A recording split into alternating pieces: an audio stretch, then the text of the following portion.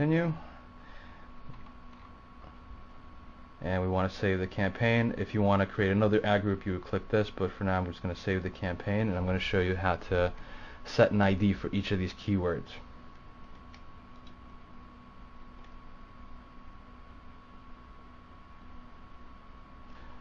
Okay, so I'm going to go into the campaign, and we're going to go into the keyword management. Here we're actually going to show you how to edit your tracking IDs so that you can keep track of every single one of these keywords here separately.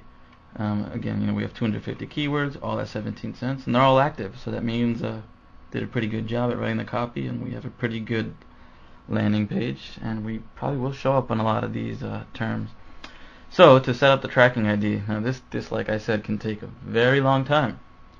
So we click we'll go to all the keywords and go to edit keyword settings up here, and again we know we're going to pay 17 cents. We just have to set the destination URL for every single one.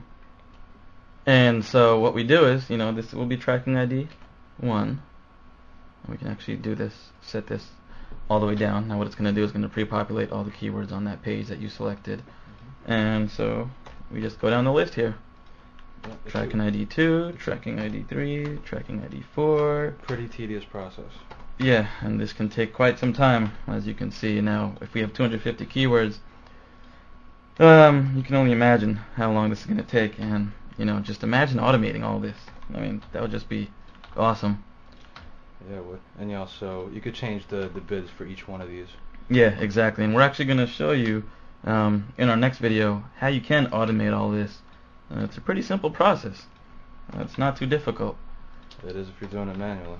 Yeah, if you're doing it manually, it's definitely a little difficult. Alright, well, I'm not going to go through all these because it's just taking too long. I'm just going to click save, but you get the general idea. Now, what I want to talk to you about just briefly is you have tracking ID 1, 2, 3, 4, 5, 6, 7 for all these keywords here. So 1 is equal to this, 2 is equal to that, 3 is equal to that, 4 is equal to this keyword, etc. So now, what's going to actually happen on the ClickBank side? Looks like we have these errors here. Sorry, all we had to do was do that and drag that down.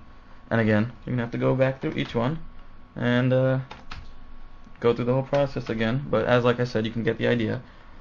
And what you're actually going to see is on the ClickBank side, which I'll show you in a second. So now you can actually see that over here for a second. Let me just go back. All these have their own tracking ID. Now ClickBank, when you go and you check your stats, it'll actually tell you what tracking ID that sale came from. So you know which keywords are working. Okay? And that in itself is golden, because that pretty much tells you what keywords are working, what keywords aren't working, and which ones are making sales and which ones aren't, and which ones you should raise the bid and which ones you should lower the bid, and which ones you should kill. Exactly, which ones you should get rid of, the ones that you're losing money on, no matter how low you go. Exactly. If you're getting a lot of clicks and no sales, it doesn't do you much good, so you want to kill that. Exactly. Now I know a lot of you are probably going to have questions on this whole process, and we'll be on this blog, so if you have any questions, just post some comments and we'll be here to answer them for you. But it's a pretty straightforward process, and we just wanted to show you that this is how you would set up your Google campaign, doing this kind of setup. So there you have it. There's Google set up for you. Again, like we said, this is probably the best way to set up your campaigns with tracking IDs and finding, the best ad to use. Yep. And things like that. Now, another thing we do is going to add variations. This is called split testing, and what we do a lot of times is we split test. You always want to split test, and you want to try to beat your control. So you have ad 1, exactly, and you have ad 2, and you have ad 2, and you always have a winner and a loser. So you generally want to get at least, I would say, 100 clicks before you kind of get an idea of whether you have a winner or a loser. Exactly. So if you have 2 ads and you want to split test both of them, now what you have to do now, even on the second ad, is you're going to have to change the tracking ID because you have 2 ads now. But you can definitely see which ads are performing better just from the ad this itself. All right. So that's pretty much it in a nutshell as far as, showing you how to set up your campaigns and how to use tracking IDs. We're just going to pause this because it's not live.